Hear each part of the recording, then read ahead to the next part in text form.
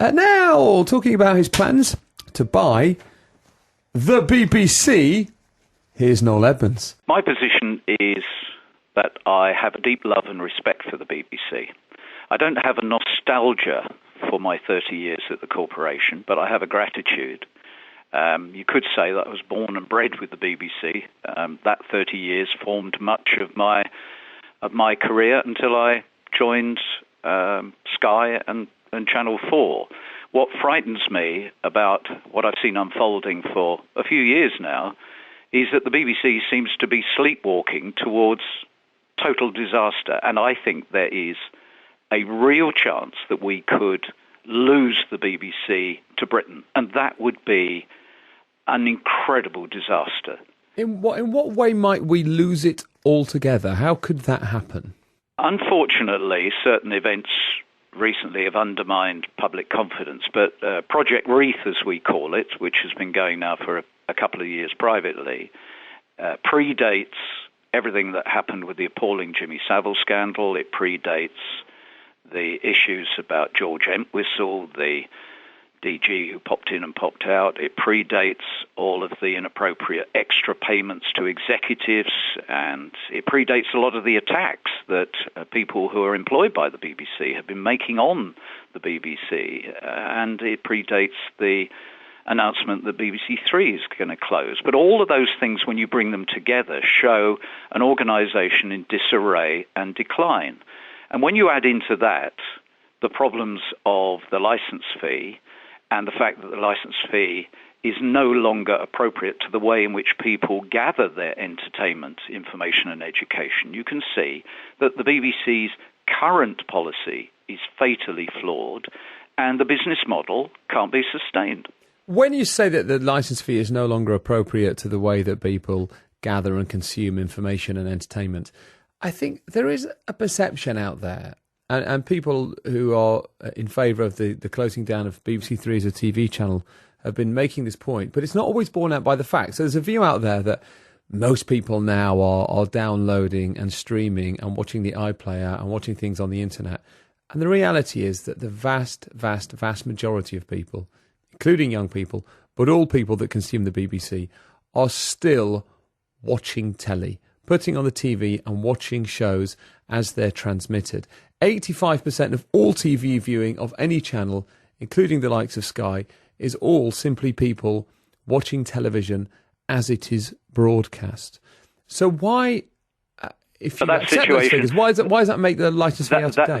That situation is changing, and it is changing very quickly, and people's entertainment habits, their demands, are changing very rapidly, and you don't get the sense that anybody high up in the BBC realises how quickly the landscape is altering. Might the opposite be true? Might it be that they've looked at the numbers and realised it's not altering as quickly as people think it is?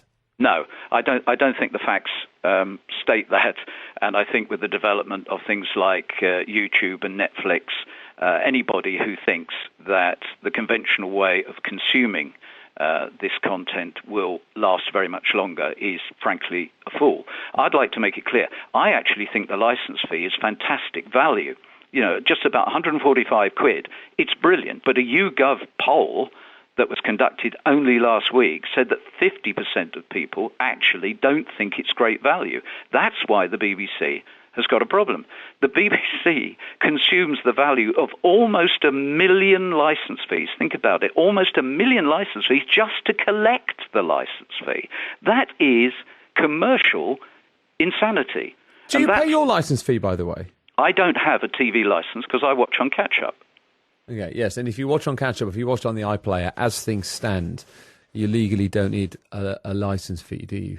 Yeah, and that, you see, there's another bit of really muddy BBC thinking because people don't understand. And I wouldn't mind someone explaining to me why it is that I can legally watch on catch-up, i.e. the BBC or Channel 4 record the shows for me to watch. But if you use your Skybox to record the shows that you want to watch, you've got to have a licence fee. I really don't understand that. But going back to the funding of the BBC, there's too much. And here again, because I don't want Britain to lose the BBC, I have huge sympathy for the fact that the corporation is frankly lumbered, absolutely lumbered with things that are historic. And this year, the Foreign and Commonwealth Office stopped paying for the BBC World Service, and it comes out of the licence fee. Well, if you live in Manchester, Glasgow, Tavistock, or wherever, you probably don't even know how to get the BBC World Service. And is it right that if you want BBC Radio Devon, that you have to pay for it when you're in Newcastle? And is it right that there are only 58,000 Gaelic speakers any longer in Scotland, and the Welsh language is in decline, facts that were part of the last census, and the BBC spent £48 million servicing that tiny area? It makes no sense. It belongs to a past age, and my fear is that unless we embrace Project Wreath, then we will find a situation where the BBC is not sustainable, and its loss to the nation and the loss to the broadcasting world would be catastrophic. So just so we're clear about how this works, under Project Wreath, you and some backers would buy the BBC and run it as a commercial enterprise. It would be run as a not-for-profit organisation, or I suspect that if we got the consent, it would qualify as a CIC, which under the Companies Act of 2006 is a not-for-profit company where the profits and assets are used for public good. So it's not a charity. So how would it make it? Where would the money come from? A variety of revenue streams. Such as? Undoubtedly advertising. If you think about it at the moment, Richard, the BBC advertises. Some of the breaks between programmes are longer than the breaks on commercial stations. So there would be advertising, except we would be advertising products and services that weren't owned by the BBC necessarily. There'd be product placement. Now, product placement exists on the BBC. You just watch any news bulletin and you will see the outdoor clothing logos on BBC personnel. Now, I'm assuming the BBC has an income stream for that, although when you look at the accounts, it's not shown anywhere. But I don't think the BBC does have an income for that. That would be a surprising thing. Well, then that's what you've just said is truly worrying, and I assume somebody will investigate, because it means the BBC is in breach of its own charter with regard to inappropriate showing of logos, etc. But there is a new model which also can be brought in, because the funding has to reflect the world that we're moving into rapidly. And it's not going to be one thing. It's not going to be advertising per se, sponsorship, or product placement or subscription. It's going to be a blend of things. And also, under our model, there would be something called Online Estate, which sees the BBC as a brilliant global brand, making money from the airtime it uses by making that airtime available to certain people. So just so I'm clear, so there would be product placement and there would be adverts on the BBC. And you talked about, in your view, things like the Welsh and the Gaelic service costing too much money. Why should someone in Newcastle pay for Radio Devon? Are you saying that to make this place work and for it not to waste money and for it to be a realistic proposition, that you would put adverts in, you would put product placement in the BBC, and you would cut the Welsh language services, you would cut parts of the World Service, and you would cut local radio? Yes, broadly, I'm saying that certainly in the case of local radio, that could be handled in a totally different way. But I don't know what that means. You mean you get rid of it? The BBC is already slashing itself, Richard. The fear that we have, and the reason why Project Wreath has been revealed a little bit earlier than we might have wanted, is that the BBC is cutting itself. It's slashing itself. I find it extraordinary what's going on at the moment. And I really fear that unless this debate doesn't result in a change to the law, because it is an act of Parliament, and other parties are given the opportunity to step forward and save the BBC, that there won't be much of it left. I mean, what's going to be next? BBC 4, the two children's channels going to go because somebody looks at them and says, oh, they cost 150 million a year. Well, that's basically what you're saying about parts of the BBC anyway. Do you support the axing of BBC 3? Yes, I do. Would you get rid of BBC 4 if Project Wreath took over? You would. I find it totally extraordinary that someone, I'd love to know who it was, somebody in the BBC a few years ago thought it was a good idea to bring online extra digital channels and then deplete BBC One and BBC Two of content. Okay. BBC Two is just a bucket full of repeats. Did no one in the BBC notice what happened with online digital, on digital, and ITV digital? Where at the beginning of digital, all these channels were suddenly introduced, and they all went bust in the end. Yes, but actually, BBC Four has quite a few breakout hits, doesn't it? Shows like The Bridge probably would never have run on the old BBC Two, and it's getting 1 million viewers. But why would you not redefine BBC One and BBC Two and make them truly preeminent, original, groundbreaking channels? With adverts in them. Yeah, I actually think, and the business models that we are working on support this, I actually think we could have less adverts and more appropriate advertising than many of the other channels. But no, just so we're clear, so you'd possibly cut local radio, cut the Gaelic and the Welsh language services, BBC Three, BBC Four, they would go. What about radio stations? What about Radio 5 Live, the very radio station we're broadcasting on right now? Would that survive Project Wreath?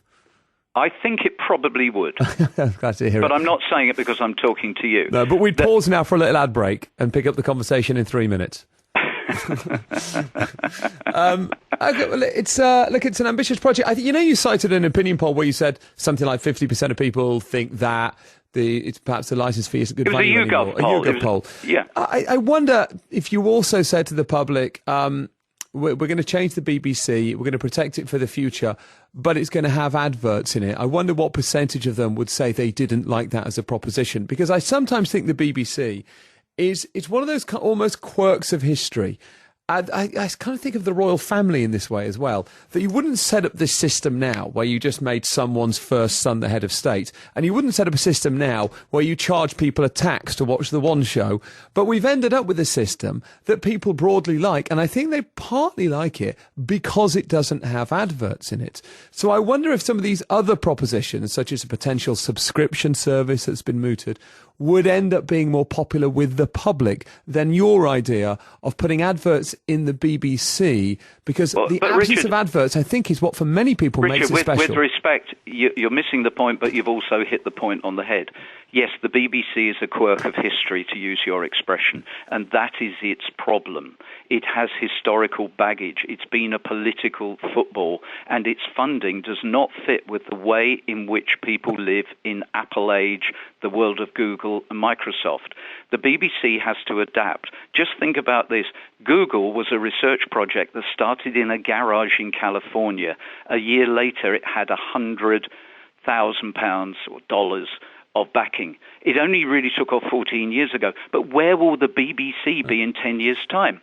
If the people who are running it at the moment have their way, I believe, and a lot of influential people believe, the BBC will not be around in any form. To talk about the affection the BBC generates with the population will be redundant, because it will have slashed itself to pieces. And there's one other thing that I'd just like to say, which surprises me about this debate, which is now raging since Project Wreath was first announced. Where are the veteran broadcasters? I'm very proud and very happy to be called a veteran broadcaster. 30 years with the BBC, now with Sky and Channel 4.